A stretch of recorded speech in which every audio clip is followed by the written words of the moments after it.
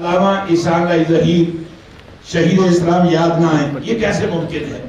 اور مجھے یقیناً ان کے ساتھ کئی ایک نشستوں کا اعزاز حاصل ہے، اور ان کے فرزند ارجمند جو یقیناً ان کی وراثت غیرت و حمیت اور حریت کے پاسبان بھی ہیں، اور آج کی اس نشست کے خصوصی خطیب بھی ہیں۔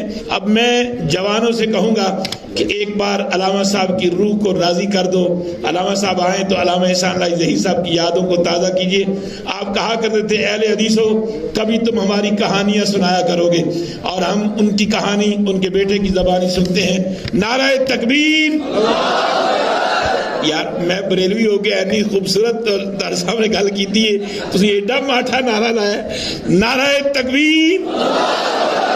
تاجدار ختم نبوت، تاجدار ختم نبوت، اتحاد امت، اتحاد امت، ابن شہید اسلام۔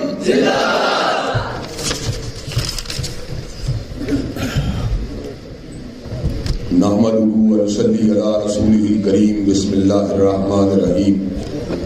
ورفعنا لک ذکرک۔ حضرات گرامی قدر، اللہ تعالیٰ کے فضل و کرم سے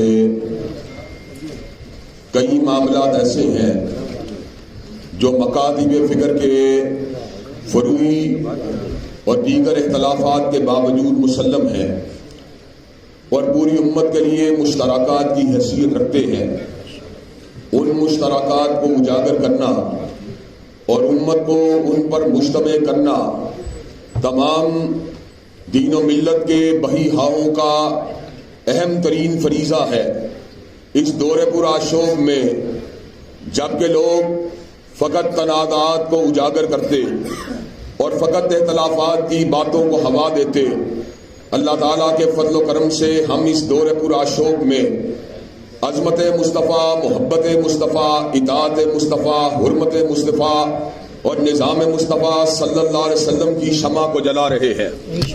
اور حضرات گرامی قدر، آج اس سبق کو آپ کے سامنے مختصر طور پہ دہرانے کے لیے آئے ہیں، اور آپ کو پڑھانے کے لیے نہیں آئے بلکہ اپنے اساتذہ اور اہل علم کے سامنے جس درس کو ہم نے حاصل کیا، علماء سے حاصل کیا، اہل دین سے حاصل کیا، شیوخ القرآن سے حاصل کیا، شیوخ الحدیث سے حاصل کیا، اس علم کی تجدید کے لیے، اس کے احیاء کے لیے اور اللہ کے فضل و کرم سے اس کی تثبیت کے لیے اور اس کی نشر و اشاعت کے لیے آئے ہیں۔ حضرات گرامی قدر، پہلا سبق جس کا تعلق عظمت مصطفیٰ کے ساتھ ہے، آج ہم اس اجتماع کے توسط سے اس بات کا اعلان کرنے کے لیے آئے ہیں۔ اس دور پورا شوق کا مسلمان حضرت رسول اللہ صلی اللہ علیہ وسلم کی عظمت کو شین مسجد کے اندر تو مانتا ہے، جمعے کے دن تو مانتا ہے، لیکن انشاءاللہ حضور کی عظمت کا ڈنکا اللہ کے فضل و کرم سے بازاروں کے اندر بھی بجایا جائے گا، اللہ کے فضل و کرم سے تھانہ کچہری کے اندر بھی لگایا جائے گا، اور ایوان اقتدار کے اندر بھی انشاءاللہ آپ کی عظمت کا ڈنکا بجا کے چھوڑیں گے۔ حضرات گرامی قدر، میں یہ بات برملا طور پہ کہنا چاہتا ہوں، ہمیں رزق اللہ دیتا ہے، اور اللہ کے فضل و کرم سے ہم کسی کے کانے یا کسی کے جھنڈ کے ٹاؤٹ نہیں ہے۔ اس ملک کے اندر اللہ کے فضل و کرم سے ہر بندہ اپنے اپنے قائد کی بات کرتا ہے، کوئی میاں صاحب کی بات کرتا ہے، کوئی خان صاحب کی بات کرتا ہے، لیکن انشاءاللہ ہم اگر بات کریں گے فاطمہ کے بابا کی بات کریں گے، حسنین کے نانا کی بات کریں گے۔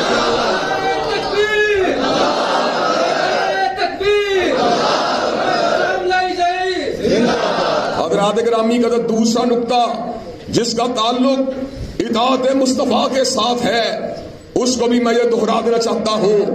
حضرات گرامی قدر، آج مقننہ کی اطاعت کی بات ہوتی ہے، آج عدلیہ کی اطاعت کی بات ہوتی ہے، اور آج اسٹیبلشمنٹ کی اطاعت کی بات ہوتی ہے۔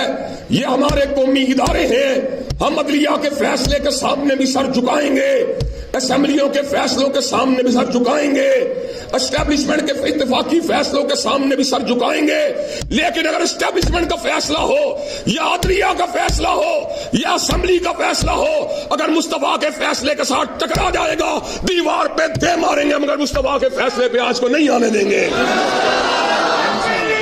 اور حضرات گرامی کا تیسری بات جس کا تعلق حرمت مصطفیٰ اور ختم نبوت کے ساتھ ہے، اس کو بھی بیان کر دینا چاہتا ہوں۔ حرمت مصطفیٰ کا مقدمہ کسی شیخ الحدیث نے فقط نہیں لڑا، کسی شیخ التفسیر نے فقط نہیں لڑا، بلکہ یہ وہ مقدمہ ہے جو پروردگار عالم نے لڑا ہے۔ پروردگار عالم نے خود اس امر کا اعلان فرما دیا، وَلِلَّهِ الْعِزَّةُ وَلِرَسُولِهِ وَلِلْمُؤْمِنِينَ وَلَكِنَّ الْمُنَافِقِينَ لَا يَعْلَمُونَ۔ عزت تو اللہ کے لیے ہے، رسول اللہ کے لیے ہے، اور کالی کملی والے کے نقش قدم پہ چلنے والوں کے لیے ہے۔ حضرات گرامی قدر، اس ملک کا آئین اللہ کے فضل و کرم سے حرمت رسول اللہ کی بھی ضمانت دیتا ہے، 295 کا قانون اور حضور کی ختم نبوت کی بھی ضمانت دیتا ہے۔ اور میں یہ بات بھی بتلا دینا چاہتا ہوں، ہر کسی کی اس آئین سے محبت کی اپنی وجہ ہے۔ مجھے حمید نظامی حال کا واقعہ ابھی تک نہیں بھولا، جہاں پیپل پارٹی کے قائدین بھی موجود تھے اور مسلم لیگ کے زعماء بھی موجود تھے۔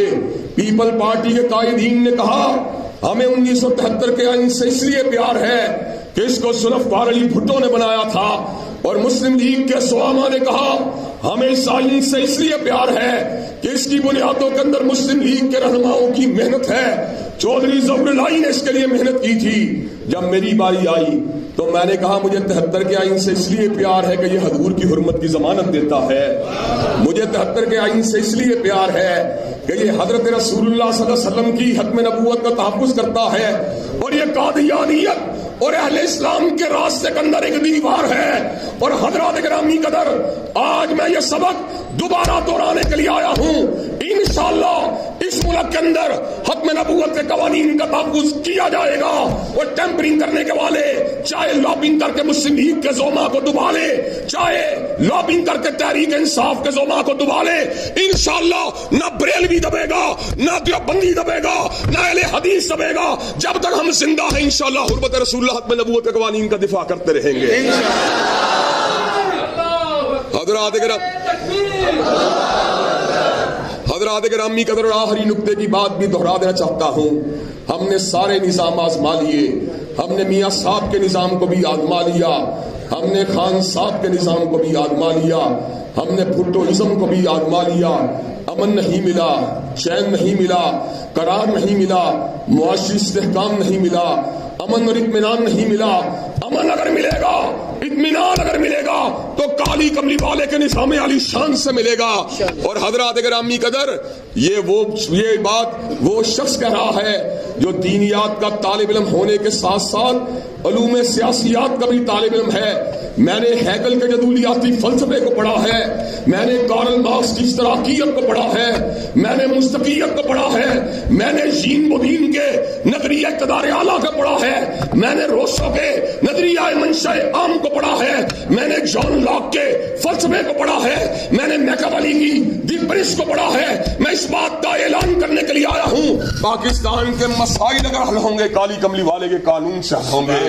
حضرات گرامی قدر، تو مجھے یہ بات بتلائیے، کالی کملی والے کے قوانین کی عملداری کے لیے اور میاں صاحب اور خان صاحب کی غلامی سے نجات حاصل کرنے کے لیے کیا علماء دین اکابرین ملت کی ہمراہی کے اندر دستوری اور پرامن جدوجہد کرنے کے لیے تیار ہیں انشاءاللہ؟ کیا نظام مصطفیٰ کی عملداری کے لیے اپنے ووٹ کو کاسٹ کرنے کے لیے تیار ہیں انشاءاللہ؟